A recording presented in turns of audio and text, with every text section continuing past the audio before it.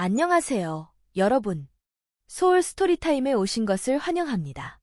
오늘부터 일본 미스터리의 거장, 히가시노 게이고 작가의 살인의 문 한 권을 시작합니다. 누구에게나 살인의 문은 열려 있다. 하지만 그 문을 넘어서는 순간, 다시는 돌아갈 수 없습니다. 과연 그 문 너머에는 무엇이 기다리고 있을까요? 지금 함께 그 비밀 속으로 들어가 보시겠어요? 시작합니다. 7장. 전학한 학교는 탁하고 시커먼 물이 흐르는 운하 옆에 있었다. 서늘한 계절에는 그나마 괜찮지만 날이 더워져 창문을 열게 되면 기름내와 썩는 냄새가 섞인 뜨뜻미지근한 공기가 교실을 가득 채워 도저히 수업을 할 수 없었다. 물론 그런 열악한 환경이 아니더라도 내가 학교 생활을 쾌적하게 보내기란 불가능하다는 사실을 아는 데는 그리 오랜 시간이 걸리지 않았다.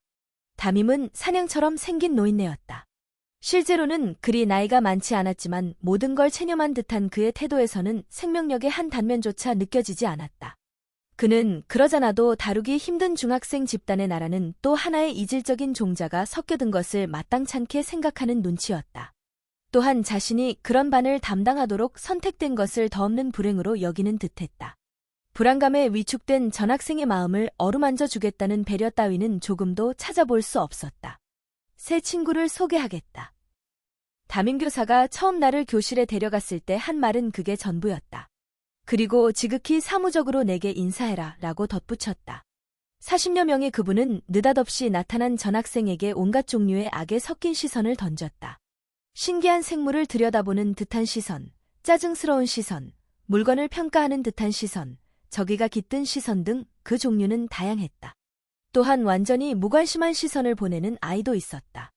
형식적인 인사말을 하는 동안 저건 뱀들의 눈이야 라는 생각을 했다. 나는 지금 뱀들에게 포위되어 있는 것이다. 반에 극단적으로 나쁜 녀석은 없었던 것으로 기억한다.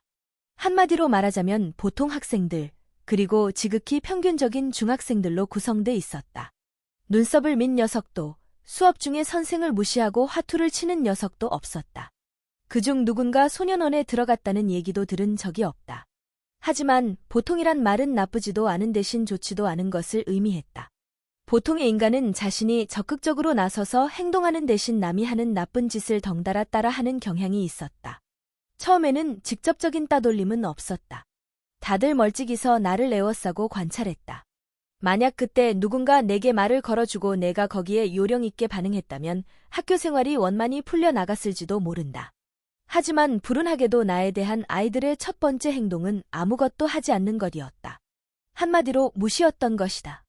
한 사람이 전학생을 무시하는 행동을 할 경우 그걸 본 두 번째 사람은 전학생에 대한 자신의 접근 방법을 선택해야 한다. 첫 번째 사람을 따를 것인지 아니면 자기 나름의 방식을 취할 것인지. 후자를 택하려면 어느 정도 용기가 필요하다. 첫 번째 사람과의 대립을 각오해야 하기 때문이다. 대개는 두 번째 사람도 단지 긁어부스럼을 만들지 않겠다는 이유로 무시하는 쪽을 택한다. 이렇게 되면 그 다음 사람들의 선택은 결정된 것이나 다름없다.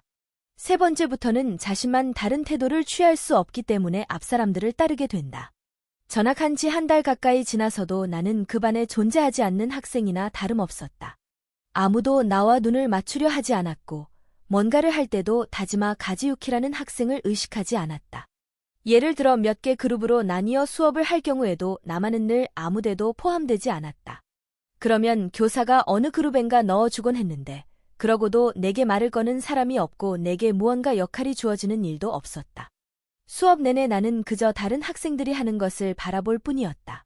또한 체육 시간에 소프트볼을 할 때도 나는 포지션도 타석에 서는 일도 없었다. 딱 한 번 타석에 선 일이 있는데 투수가 내 배트에 닿지 않게 바깥쪽으로만 공을 던졌다. 그리고 심판을 맡은 녀석은 그런 공을 모조리 스트라이크로 판정했다. 결국 나는 방망이 한 번 휘두르지 못하고 삼진 아웃을 당했다. 그런데도 누군가 항의하기는커녕 키들키들 웃는 소리만 들렸다. 당시 일을 가끔 떠올려 보지만 아무리 생각해봐도 내가 왜 그런 취급을 당했는지 이해되지 않는다. 내게는 아무런 잘못이 없었다. 어떻게든 그부들과 어울려 보려고 적극적으로 말을 건넨 적도 있었다. 그러나 결국은 그들과의 사이에 두꺼운 벽이 존재한다는 사실을 깨달았을 뿐이다. 일설에 따르면 집단 따돌림이 주목받기 시작한 건 1980년대에 들어서면서부터라고 한다. 하지만 그 이전에도 집단 따돌림이 존재했다는 건 지금의 성인이라면 누구나 아는 사실이다. 다만 그 문제를 공개적으로 거론하는 사람이 없었을 뿐이다. 교육자나 학자들은 집단 따돌림이 일어나는 원인을 알아내려고 연구하는데 내가 경험자 입장에서 말하자면 집단 따돌림은 원래 일어나도록 되어 있다. 자신이 익숙하지 않은 것을 배척하려는 행동은 인간의 본능이다. 또한 누군가 괴로워하는 모습은 내게 즐거움을 준다. 한 사람을 희생자로 정해 놓고 함께 그 사람을 공격하면 연대감이 생기는 것도 사실이다. 집단이 존재하는 한 집단 따돌림도 존재한다. 그건 피할 수 없는 일이라고 해도 지나친 말이 아니다. 전학생이라는 존재는 특히 집단 따돌림의 대상이 되기 쉽다. 그간 알고 지내던 친구들 중 누구에게도 상처를 입히지 않으면서 집단 따돌림이라는 매력적인 축제를 펼칠 수 있기 때문이다. 전학생이 집단 따돌림을 당하지 않으려면 나름의 조건을 충족시켜야만 한다. 예컨대 한눈에 봐도 싸움을 잘하게 생겼다거나 엄청난 부잣집 자식이라거나 공부를 뛰어나게 잘한다거나 해야 한다. 반에서 유달리 인기 있는 학생이 전학생을 자신들의 집단으로 끌어들일 경우 화를 면할 수도 있지만 그런 행운은 쉽게 찾아오지 않는다. 나는 싸움을 잘할 것처럼 보이지도 않았을 것이고 집이 부유하지도 않았다. 게다가 원래 말주변도 없어서 모르는 사람과 얘기 나누는 것을 몹시 어색해한다. 따돌리기에 굶주린 놈들에게는 더할 수 없이 좋은 먹잇감으로 비쳤을 것이다. 무시라는 형태의 따돌림은 내게 육체적 고통은 주지 않았지만 정신에는 착실하게 상처를 입혀가고 있었다. 그러나 그 문제를 의논할 상대가 단 한 사람도 없었다. 아버지는 어떻게 하면 아파트를 제대로 운영할 수 있을까 하는 생각만 머리에 가득했고 사냥 얼굴을 한 담임은 나와 엮이는 걸 피하는 기색이 역력했다. 그러다가 따돌림의 형태가 무시해서 폭력으로 변하는 계기가 마련됐다. 어느 날 이른바 사회 견학의 일환으로 반 전체가 버스를 대절해 한 신문사에 견학을 가게 되었다. 한 좌석에 2명이 나란히 앉는 버스였다. 문제는 다지마 가지유키 옆에 누가 앉느냐 하는 것이었다. 제비뽑기로 자리를 정했다. 그 결과 가토라는 아이가 내 옆에 앉게 되었다. 다른 학생들은 안도하는 눈치인 반면 가토는 길길이 뛰었다. 왜 내가 저 자식 옆에 앉아야 하냐? 최악이다. 정말. 내가 옆에서 듣고 있건 말건 개의치 않았다. 모두들 가토를 동정하며 쿡쿡 웃어댔다. 결국 내가 창 쪽에 앉고 가토는 통로 쪽 자리에 앉아 통로로 한쪽 다리를 뻗은 채 다른 아이들과 얘기를 나누며 가게 되었다. 가토가 떠들어대는 얘기의 절반은 자신이 오늘 운이 없다는 내용이었다. 한동안 그러고 있다가 가토가 수상한 짓을 시작했다. 코를 킁킁거리며 이상한 냄새가 난다고 하더니 잠시 후 나를 보며 노골적으로 얼굴을 찡그리고 코를 막았다. 뭐야, 바로 옆에서 나는 냄새잖아. 그 말과 동시에 몇몇이 웃음을 터뜨렸다. 가토처럼 코를 킁킁거리는 신용을 하며 그러네. 어휴, 냄새. 하고 말하는 아이도 있었다. 물론 내가 세탁한 지 오래된 교복을 입긴 했지만 코를 막을 정도로 악취가 심하지는 않았다. 화가 난 나는 가토를 노려봤다. 무시를 당해도 여태껏 참았지만 이번에는 도저히 참을 수 없었다. 가토도 지지 않고 나를 노려봤다. 왜 그래? 할 말 있어? 나는 그만 눈길을 다른 곳으로 돌리고 말았다. 싸울 생각은 없었다. 가토도 더는 말하지 않았다. 버스 안에 어색한 기운이 감돌았다. 그러고는 별 문제 없이 견학이 끝났다. 그러나 다음 날 방과 후에 집으로 돌아가려는 나를 가토를 포함해서 4명이 둘러싸더니 체육관으로 끌고 갔다. 너 어제 나를 무시했지? 가토가 말했다. 내가 대답하려는 찰나 누군가 뒤에서 내 양팔을 붙잡았다. 다음 순간 저항할 틈도 없이 가토가 뾰족한 구두로 내 배를 걷어찼다. 나는 소리도 못 내고 앞으로 폭 고꾸라졌다. 연거푸 2~3번 더 배를 걷어차이고 나서야 그들은 나를 잡고 있던 손을 놓았다. 서 있기 힘들었던 나는 배를 움켜쥔 채 그 자리에 주저앉고 말았다. 그러자 이번에는 4명이 달려들어 나를 걷어차기 시작했다. 배, 허리, 엉덩이.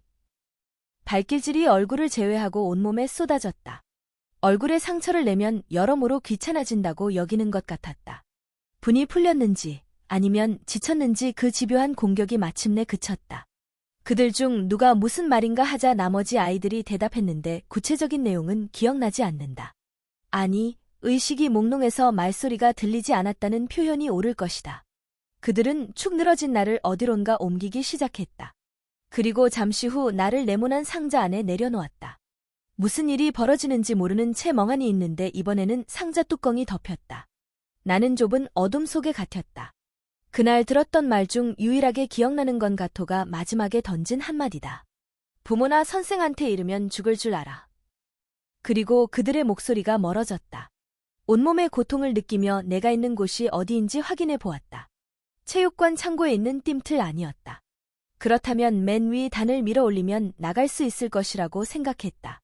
그런데 맨 위 단이 어찌나 무거운지 쉽게 밀어 올려지지 않았다. 악정고투 끝에 밖으로 나왔을 때는 완전히 기진맥진해서 그대로 바닥에 쓰러진 채 움직이지 못했다. 알고 보니 띰틀 위에 체조용 매트리스가 얹어 있었던 것이다. 고통스러운 몸을 질질 끌다시피 하며 집으로 돌아왔다. 창고의 먼지로 온몸이 하얗게 뒤덮인 나를 지나가는 사람들이 기분 나쁜 듯이 바라봤다. 그때도 아버지와 나는 여전히 임대주택에 살고 있었다. 단독주택이라는 명칭에 걸맞지 않게 좁은 부엌과 더러운 방 2개가 있을 뿐이었다. 집에 들어가니 아버지는 텔레비전을 켜놓은 채 코를 골고 있었다. 식탁에는 정종을 마신 흔적이 있고 그 옆에 노트 한 권이 놓여 있었다.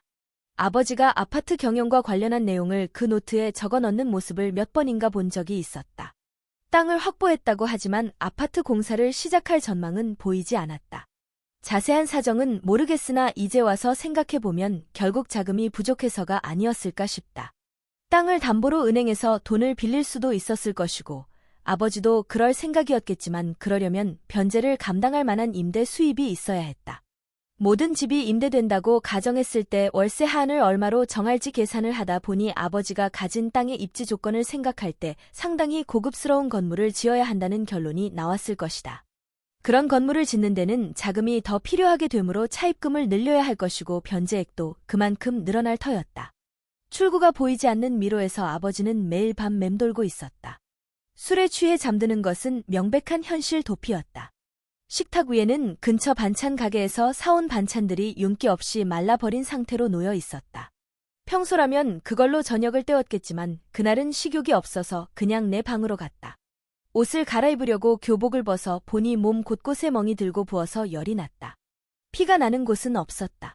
당분간 대중목욕탕에는 못 가겠구나 생각했다. 괴롭힘은 그 후로도 계속됐다. 반 아이들 모두가 나를 무시하는 것은 물론이고 이유 없이 내게 폭력을 휘두르는 일도 비일비재했다. 앞장서서 나를 괴롭히는 아이는 가토를 위시한 몇 명에 불과하지만 때로는 다른 아이들도 가세했고 내가 괴롭힘을 당하는 모습을 보며 즐거워하는 관객들도 내 입장에서는 가해자였다. 보고도 모른 채 하는 방관자들 역시 가해자이긴 마찬가지였다. 괴롭힘 당할 것을 뻔히 알면서도 왜 매일같이 학교에 갔을까? 뚜렷한 이유는 없다. 나를 괴롭히는 아이들에게 딱히 이유가 없었던 것과 마찬가지다. 아프지 않으면 학교에 가야 한다는 사고방식이 내 발을 학교로 향하게 했다고 볼 수 있다. 만약 등교 거부라는 말이 조금 더 빨리 알려졌다면 나도 그 방법을 택했을지 모른다. 다만 내가 고통을 견디기 위해 의지하는 것이 하나 있었다. 나는 이런 식으로 생각했다. 어디 맘대로 해봐 여차하면 다 죽여버릴 테니까.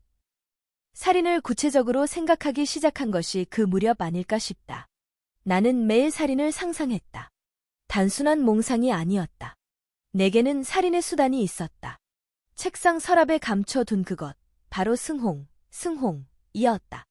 정식 화학명은 염화제 이수은. 무색의 결정으로 소독약이나 방부제로 사용된다. 맹독성이고 치사량은 0.2에서 0.4g이라고 책에 쓰여 있었다.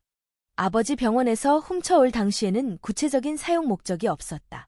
독극물에 관심이 있던 내가 병에 붙은 라벨을 보는 순간 그것이 보물임을 깨닫고 슬쩍 주머니에 집어넣은 것이다. 그때 이래 그 극약을 사용하고 싶다는 유혹에 사로잡혀 있었다. 언젠가는 반드시 누군가에게 먹이리라. 죽이고 싶은 상대가 나타나면 반드시 사용하리라. 그런 식이었다. 승홍을 우리 반 놈들에게 먹인다면. 그런 상상을 매일 밤 머릿속에서 펼쳤다. 다만 다짜고짜 가토를 위시한 그룹을 노릴 수는 없었다. 그들이 죽으면 경찰이 움직일 것이다. 사체를 해부할 경우 승홍이 사용되었다는 것이 밝혀질지 모른다. 그렇게 되면 내가 의심받을 것은 거의 확실하다. 내게 동기가 있다는 걸 누구나 알기 때문이다. 내가 승홍을 입수할 만한 환경에 있다는 사실도 조사하면 밝혀질 것이다. 가토 녀석들을 죽인다는데 양심의 가책은 느껴지지 않았다. 하지만 살인을 실행하는 건 나 자신이 망가져도 좋으니 복수하고야 말겠다는 극한 상황에 내몰렸을 때라고 생각했다. 아직까지는 그렇게 절망적이지 않았다. 그렇다고 살인의 욕구가 가라앉은 건 아니었다. 그보다는 내가 정말로 사람을 죽일 수 있다는 확증이 필요했다. 승홍의 효력을 확인하고 싶기도 했다. 그때 뇌리에 떠오른 녀석이 구라모치 오사무였다. 구라모치는 당해도 싼 놈이라고 생각했다. 그가 나를 속여 사기 오목 집에 데려가는 바람에 용돈이 부족해져 할머니 지갑에 손을 댔다. 저주의 편지건도 있었다. 저주받을 상대 리스트에 내 이름을 써넣은 사람이 구라모치인 것은 확실했다. 구라모치 말고는 행과신을 착각할 사람이 없었다. 그 저주의 편지 때문에 나는 23명에게 살리라는 글자가 적힌 엽서를 받았다. 저주가 현실로 나타난 것은 아닌지 나는 진지하게 생각하고 있었다. 살 엽서를 받은 후로 잇따라 불행이 찾아왔다. 저주의 효과가 어느 정도였는지는 모른다. 하지만 구라모치 오사무가 나의 불행을 바란 건 사실이었다. 그렇게 생각하자 그에 대한 증오가 끌어올랐다. 그를 몇 안 되는 친구 중 하나로 믿었기 때문에 더더욱 분했다. 하지만 그건 살인의 동기로는 좀 약하지 않을까? 세상에는 다양한 종류의 살인이 있다.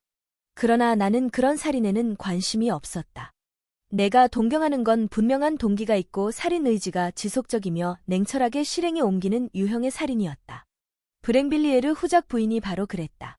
살인의 유혹은 강렬했지만 실행하려면 동기가 있어야 했다. 동기 없는 살인은 진정한 살인이 아니라는 것이 내 신념이었다. 그런데 내게 저주를 걸었다든가 내가 불행해지기를 바랐다는 게 살인의 동기로서 적합할지. 증오심을 품을 만한 근거는 될지언정 죽일 정도는 아니라는 생각도 들었다. 나는 나 자신의 증오심이 그다지 커지지 않는다는 사실의 조바심을 느꼈다. 자신이 매우 나약한 인간으로 느껴졌다. 그런 마음의 테두리를 없애준 사람은 아이러니컬하게도 가토 녀석들이었다. 비 때문에 체육 시간에 자습을 하게 되었을 때의 일이다. 자리에 앉아 추리소설을 읽고 있는 내게 그들이 다가왔다. 이 자식, 이런 걸 읽고 있네. 한 녀석이 책을 빼앗아 갔다. 이러면 안 되지. 자습 시간에 소설 따위를 읽다니. 가토가 옳다구나 하고 말을 받았다. 너희들도 교실 안을 돌아다니고 있잖아. 라는 말은 입 밖으로 내지 못했다. 나는 책상에 두 손을 얹은 채 비스듬히 아래쪽으로 시선을 돌렸다. 이게 뭐야, 외국 소설이잖아. 건방지게. 야, 이리 줘봐. 책을 건네받은 가토가 그것을 소리내어 읽기 시작했다. 어려운 한자가 나올 때마다 막히는 지지리도 서투른 낭독이었다. 두세 줄 읽다가 가토가 말했다. 무슨 책이 이래? 뭐가 뭔지 하나도 모르겠네. 탐정 소설이라는 거야. 류팽이나 홈스 같은 주인공이 나오는 거. 그런 거 안 나오는데? 범인이 어쩌고저쩌고 하는 말은 있지만 말이야. 범인 알아맞히는 책인가? 아마 그럴걸. 마지막에는 탐정이 범인을 찾아낼 거야. 그래? 가토가 의미심장하게 나를 바라보더니 책의 마지막 부분을 펼쳤다. 이봐, 다지마. 범인이 누군지 알아맞혀봐 맞으면 돌려줄 테니까. 나는 침묵했다. 방금 읽기 시작한 책이었다. 범인을 맞히기는커녕 아직 등장인물도 채 파악하지 못했다. 뭐야, 모르는 거야? 좋아, 그럼 숙제다. 그러면서 가토는 내 가슴 주머니에 꽂혀있던 만년필을 뽑아갔다. 기하라 마사키가 선물로 준 것이라 나는 몹시 당황했다. 가토는 문고본 마지막 페이지를 만년필로 칠하기 시작했다.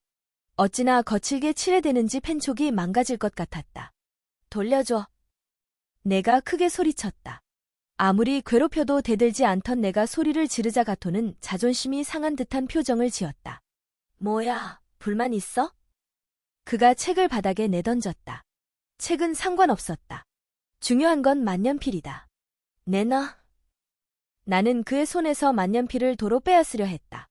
그러나 가토는 쉽게 놓으려 하지 않았다. 실랑이를 벌이는 와중에 만년필에서 잉크가 뿜어져 나와 가토의 교복 소매에 묻었다. 이 자식이. 그의 얼굴이 흉하게 일그러졌다. 그가 내 교복 소매를 잡았다. 무슨 짓이야, 이 바보 새끼야. 그 말에 대꾸하려 했을 때 이미 나는 바닥에 쓰러져 있었다. 일어나려 했지만 몸을 움직일 수 없었다. 가토 무리가 나를 짓누르고 있었기 때문이다. 바지 벗겨? 팬티도. 가토의 지시에 이어 두세 명의 손이 내 하반신으로 뻗쳐왔다. 다리를 버둥거리며 저항했지만 소용없었다. 벨트가 풀리고 바지와 팬티가 벗겨졌다. 빈약하게 쪼그라든 성기가 드러났다. 여학생들은 눈을 돌렸고 남학생들은 웃었다. 가토가 내 발치에 쪼그리고 앉아 기하라가 준 만년필을 분해하기 시작했다. 그리고 잉크가 든 부분을 꺼내 양손으로 잡았다. 뭘 하려는지 짐작할 수 있었다. 그가 마침내 잉크가 든 부분을 두 손으로 뚝 꺾었다. 둔탁한 소리와 함께 만년필이 부러지고 검은 잉크가 뚝뚝 떨어졌다. 내 아랫배를 타고 내린 잉크가 쪼그라든 성기를 까맣게 물들였다. 그걸 본 관객들이 큰 소리로 웃었다. 칠판 지우개 가져와. 가토의 지시에 누군가 재빨리 움직였고 칠판 지우개를 가져와 가토에게 건넸다. 가토는 그걸로 내 아랫배를 몇 번인가 두드렸다. 검게 물든 성기가 이번에는 하얗게 되었다. 구경하던 녀석들은 배를 잡고 웃었고 눈물을 흘리는 아이마저 있었다. 그때였다. 누군가 선생 온다 라고 외쳤다. 가토 무리의 동작은 신속했다. 내 팬티와 바지를 올리고 벨트도 재빨리 채웠다. 그리고 나를 바닥에 내버려 둔 채 각자의 자리로 돌아갔다. 대머리 체육교사가 들어왔을 때 나는 아직 바닥에 그대로 있었다. 엉덩방아라도 찌은 듯한 자세였다. 너, 뭐 하는 거야? 체육교사가 나를 보며 물었다. 그 역시 그동안 수업을 해오면서 내가 집단 따돌림을 당하고 있다는 사실을 눈치챘을 것이다. 그러나 다른 교사들과 마찬가지로 내게 아무것도 해주지 않았다. 나는 입을 다문 채 고개를 흔들며 꾸물꾸물 자리로 돌아갔다. 주위 아이들이 희죽거리는 게 느껴졌다. 가토 무리는 내가 교사에게 한마디라도 일러바쳤다면 나중에 가만두지 않았을 것이다. 죽여버리겠어. 언젠가는 이놈들을 전부 죽여버리겠어. 나는 결심했다. 힘이 필요했다. 내가 마음만 먹으면 사람을 죽일 수 있다는 확신이 필요했다. 나는 브랭빌리에르 후작 부인의 일화를 다시 읽으며 힌트를 하나 얻었다. 그녀는 자신이 아버지를 죽였다는 사실을 눈치챘다는 이유로 오빠들에게 인체 실험을 했다. 이른바 살인 리허설인 셈이다. 그 대목에서 나는 또다시 구라모치 오사무를 떠올렸다. 아직 구라모치 오사무를 죽일 정도의 동기는 마련되지 않았지만 더 큰 야망을 실현하는 준비 과정으로 리허설을 하고 싶었다. 더 큰 야망이란 말할 것도 없이 반 아이들을 모조리 죽이는 일이었다. 살인 리허설을 통해 내 힘에 자신감을 가진다면 내가 집단 따돌림으로 잃어버린 것들을 되찾을 수 있을 거라고 생각했다. 그날부터 나는 구라모치 오사무를 죽일 방법을 연구하기 시작했다. 난생 처음으로 구체적인 살인 계획을 세운 것이다. 단순한 공상이 아니었다. 사용할 흉기는 승홍으로 정했다. 문제는 그걸 어떻게 구라모치에게 먹이느냐였다. 맨 처음 떠올린 아이디어는 음식물에 승홍을 넣어 그에게 보내는 것이었다. 하지만 곰곰이 생각해보니 그 방법에는 문제가 많았다. 음식물을 보낸 사람이 확실치 않을 경우에는 경계할 것이 뻔했다. 그가 잘 아는 사람의 이름으로 보내는 방법도 있지만 영문 모를 선물을 받으면 전화로 먼저 확인할 수도 있었다. 물론 내 이름으로 보내는 방법은 말할 것도 못 되었다. 설사 의심받지 않는다 해도 구라모치만 죽일 수 있을지 어떨지 불확실했다. 자칫하면 구라모치 외에 다른 사람까지 죽일 수도 있었고 그건 내가 바라는 바가 아니었다. 살인 대상은 어디까지나 내가 정한 목표물에 한정하고 싶었다. 이리저리 궁리한 끝에 내가 직접 독이 든 음식물을 건네는 것밖에 방법이 없다는 결론에 도달했다. 그것도 구라모치가 혼자 있을 때 먹여야 했다. 중요한 건 내가 구라모치와 만났다는 사실을 누구도 알아서는 안 된다는 점이다. 그렇게만 된다면 경찰이 나를 의심할 가능성이 낮다고 생각했다. 초등학교 졸업 이후 나와 구라모치는 별로 친하게 지내지 않았고 전학한 뒤에는 한 번도 연락한 적이 없었다. 경찰도 설마 다른 학교로 전학 간 동급생이 복수를 계획했다고는 생각하지 않을 터였다. 승홍을 넣기에 적합한 식품이 무엇인지도 연구했다. 책에는 승홍이 물에는 잘 녹지 않고 에탄올이나 아세톤 따위에 잘 녹는다고 되어 있었다. 즉 주스는 적절치 않다는 얘기였다. 구라모치와 친하게 지내던 시절을 떠올려 보았다. 둘이서 곧잘 게임장에 갔고 핀볼 게임을 즐겼다. 그리고 그가 종종 붕어빵을 베어 물며 게임하던 모습이 생각났다. 자, 여러분. 오늘은 히가시노 게이고의 살인의 문 한 권, 7장까지 함께 들으셨습니다. 살인이라는 무거운 주제, 그리고 점점 조여오는 긴장감. 다음 챕터에서는 어떤 반전이 우리를 기다리고 있을까요? 다음 이야기에서 만나요. 편안한 밤 되세요. 안녕.